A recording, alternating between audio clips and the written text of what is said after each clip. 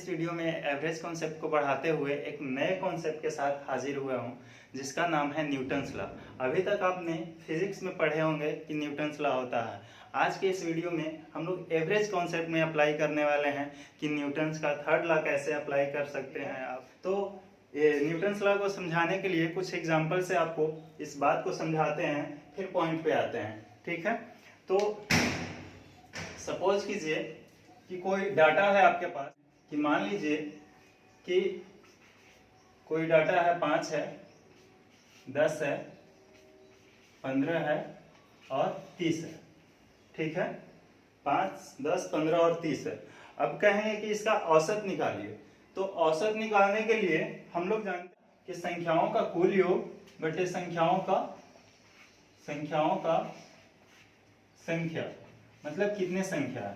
पहली क्लास में भी आपको बता चुके हैं कि औसत निकालना हो तो आप संख्याओं का कुल योग कर दीजिए, यानी कि जितना भी डाटा दिया हुआ है उसका योग कर दीजिए और जितना संख्या है उससे डिवाइड कर दीजिए, तो आपका औसत निकलेगा। और औसत कुछ नहीं है, आप हिस्सा बांट दीजिए। कहने का मतलब कि मान लीजिए कि इस कहीं पे इसका एक्सपेंडिचर है, किसी चीज का खर्च है और 4 लोगों के बीच बांटना है। मान लेते हैं कि 5 रुपए का समोसा खाए, 10 रुपए की निमकी खाए, 15 का जलेबी खाए, तो और 4 लोग थे, तो उसका हिस्सा कितना पड़ेगा। ठीक है, उसका हिस्सा कितना पड़ेगा, तो आप जैसे भी हो हिस्सा बांट दिए। अगर हिस्सा बांटने आ जाता है तो वही आपका औसत है। तो ये कोई फॉर्मूला नहीं है कि आपका औसत निकालने का संख्याओं का कुल योग बटा संख्याओं की संख्या। आप रट जाइए, आप इतनी सी बात समझ जाइए कि कभी भी आपको जब भी एवरेज निकालने के बाद कहेगा तो आप वहां पे डायरेक्ट हिस्सा निकाल दीजिए कि हिस्सा कितना है। ठीक है, तो अगर हम इसका हिस्सा निकालें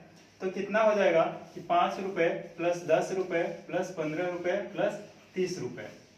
अगर हम इसको 4 से डिवाइड करेंगे तो कितना हो जाएगा कि 10, 15 और 15, 30, 30, 60। कितना हो जाएगा 60। 60/4 इज इक्वल टू 15। यानी कि देखिए, तो औसत कितना हो गया, 15 औसत हो गया। ठीक है, यानी कि हिस्सा कितना हो गया, 15 इसका हिस्सा हो गया, औसत 15 हो गया।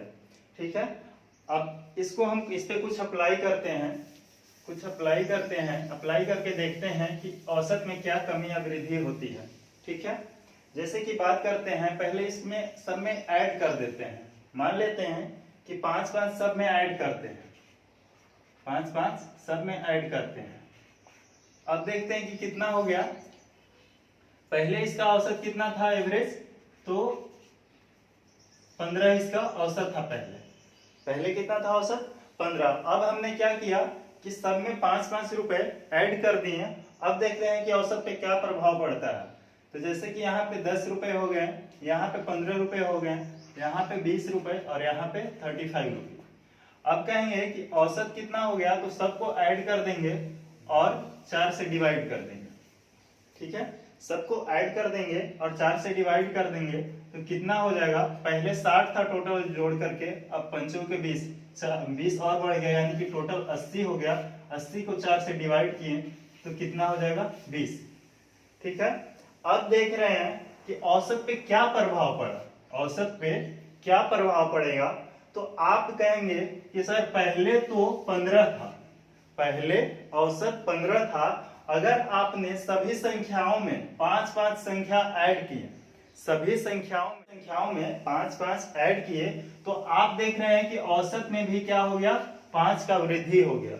यानी कि यहां से कह सकते हैं कि अब अगर किसी भी औसत में या किसी भी संख्या में सभी संख्या को बराबर संख्या से वृद्धि करने पर आपको कुछ नहीं करना है। नया औसत निकालने के लिए आप क्या करेंगे कि जो पहले का औसत था उसमें बाद में जो भी क्रिया किए हैं, यानी पहले औसत वाले में जो भी आप क्रिया किए हैं वही आप क्रिया औसत में कर दीजिए, तो बाद का औसत निकल जाएगा। ठीक है, ये तो एडिशन पे आप देखें, क्या ये रूल सब्ट्रैक्शन पे भी, मल्टीप्लिकेशन पे भी और क्या ये डिवीजन पे भी लागू होता है नहीं होता है। तो चलिए इसको करके देखते हैं कि क्या ये सब्ट्रैक्शन पे भी लागू होता है कि नहीं होता है। तो मान लेते हैं कि अभी सभी संख्या में हमने 5, 5 का कमी कर दिया, 5, 5 के कमी कर दिया। अब जरा देखते हैं कि क्या इस पे फर्क पड़ता है, औसत पे क्या कमी या वृद्धि का प्रभाव पड़ता है। ठीक है, तो यहाँ पे कितना हो जाएगा, 0 हो जाएगा। यहाँ पे 10 में से 5 गया तो 5 हो गया, यहाँ पे 10 हो गया और यहाँ पे कितना 25 हो गया। और सबको ऐड कर देते हैं औसत निकालने के लिए। अब जरा देखते हैं कि 25, 5, 30 और 10 40 यानी कि 40 हो गया, और 40 को 4 से डिवाइड किए तो कितना हो जाएगा, 10 हो जाएगा। अब हमने सेम कंडीशन पाया कि अगर दी गई संख्या जो था उसमें 5 5 का क्या किए, कमी कर दिए। अगर कमी करने के बाद देखें कि औसत में क्या 10 हो गया, यानी कि औसत कम गया। यानी कि देख रहे हैं कि सेम संख्या अगर सभी संख्याओं में से समान संख्या को घटाने पर औसत में भी उतना ही की कमी हो जा रही है। यानी कि पहले औसत कितना था, 15 था, और बाद में औसत कितना हो गया, 10 हो गया। यानी कि यहां से भी कंक्लूजन जो भी था वो सटीक बैठ रहा है। अब जरा मल्टीप्लिकेशन पे भी देख लेते हैं, या पहले डिवाइड पे भी देख लेते हैं कि क्या डिवाइड पे भी लगता है कि नहीं लगता। तो मान लेते हैं कि सबको 5 से डिवाइड कर देते हैं, सबको 5 से डिवाइड करते हैं। तो 5 में 5 से डिवाइड करेंगे तो कितना आएगा, 1। 10 में 5 से डिवाइड करेंगे तो 2। 15 में 5 से डिवाइड करेंगे तो 3, और 30 को 5 से डिवाइड करेंगे तो कितना आ जाएगा, 6। अब देखेंगे कि नया औसत पे क्या प्रभाव पड़ेगा। तो कह सकते हैं कि 6 3 9 और 2 11 और 1 12, कितना हो गया, 12। और 12 को 4 से डिवाइड करेंगे तो कितना हो गया, 3। आप डिवाइड में भी देख रहे हैं कि क्या हो रहा है कि औसत 15 था पहले। जब सभी संख्याओं को समान संख्या से डिवाइड किए तो औसत में भी उतना ही से डिवाइड कर दिए तो क्या आ गया, न्यू औसत आ गया। यानी कि यहाँ पे भी रूल फॉलो कर रहा है। अगर हम मल्टीप्लाई पे भी इसका अप्लाई करके देखें कि मल्टीप्लाई पे भी क्या लागू हो रहा है कि नहीं हो रहा है, तो मल्टीप्लाई पे जरा करके देख लेते हैं कि 5 5 25, 10 5 50, और ये 15 5 75, और ये 3 5 150। ठीक है। अब देखते हैं कि नया औसत पे क्या प्रभाव पड़ा है। तो 150 और 50 कितना हो गया, 200, और ये 100, 3, टोटल 300। 300 योग हो गया और 4 से डिवाइड कर दिए तो कितना हो गया, 4 7 28 और 4 5 20, 4 7 28 2 30, ठीक है, 75 हो गया। अब देख ले रहे हैं कि सभी संख्या को समान संख्या से मल्टीप्लाई किए तो आप देख रहे हैं कि औसत पे भी क्या हो गया, सेम संख्या से मल्टीप्लाई करके नया औसत निकल गया। यहां से आप एक बात गौर कीजिएगा कि अगर दी गई संख्या को समान संख्या से ऐड करेंगे, सब्ट्रैक्शन करेंगे, मल्टीप्लाई करेंगे या डिवाइड करेंगे, आप कुछ भी क्रिया करना है, अगर जो क्रिया आप संख्या में कर रहे हैं तो वह सेम क्रिया आप क्या कर दें, औसत में कर दे। ठीक है, और आपका नया औसत निकल जाएगा। यानी कि यहां से कह सकते हैं कि आपको फिजिक्स का न्यूटन का थर्ड लॉ याद होगा कि उसमें कहता है कि प्रत्येक क्रिया के बराबर विपरीत प्रतिक्रिया होता है। यानी कि जो क्रिया आप संख्याओं में करेंगे वही सेम क्रिया आप औसत में कर देंगे तो नया औसत आपको मिल जाएगा। ठीक है, तो यानी कि इसका हम नाम ही रखे हैं कि न्यूटन्स थर्ड लॉ। ठीक है, और हम लोग न्यूटन थर्ड लॉ को इसमें अप्लाई करेंगे। और अभी तो ये कॉन्सेप्ट समझा दिए हैं, अब इस पे क्वेश्चन करके देखते हैं कि क्या क्वेश्चन सोल्व हो रहे हैं कि नहीं हो रहे हैं। ठीक है, क्वेश्चन देख लेते हैं कि इस कॉन्सेप्ट पे बेस्ड किस टाइप से क्वेश्चन आता है और उसे सोल्व करने का तरीका क्या होगा। ठीक है, जैसे कि एक क्वेश्चन है कि 10 संख्याओं का औसत 7 है। 10 संख्याओं का औसत 7 है। यदि प्रत्येक संख्या को 12 से गुना किया जाए तो नया औसत ज्ञात करें। देखिए 10 संख्या है, ठीक है, 10 संख्याओं का औसत कितना है, 7 है। नंबर कितना है, 10 है, और उनका औसत कितना है, 7 है। कह रहा है कि यदि प्रत्येक संख्या को 12 से गुना किया जाए तो नया औसत क्या होगा।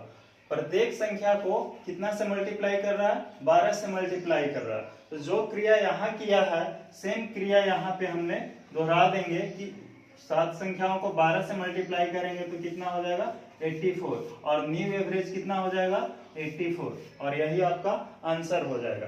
तो कुछ नहीं करना है, जो क्रिया संख्या में करेगा वही प्रतिक्रिया हम क्या कर देंगे, औसत में कर देंगे तो हमको नया औसत मिल जाएगा। कल के लिए मान लेते हैं कि इसी टाइप से कुछ और क्वेश्चन आ सकता है, आपको क्वेश्चन थोड़ा घुमा देगा। ये तो सिंपल क्वेश्चन था, क्वेश्चन थोड़ा घुमा सकता है कि मान लेते हैं कि 17 संख्याओं का औसत कुछ दे देता है, जैसे कि 84 है। 17 संख्याओं का औसत कितना है? 84 है, ठीक है। तो अब कंडीशन रख रहा है कि अगर संख्याओं में 5 का वृद्धि कर दे, सभी संख्याओं में 5 का वृद्धि कर दे और उसके बाद 3 से मल्टीप्लाई कर दे।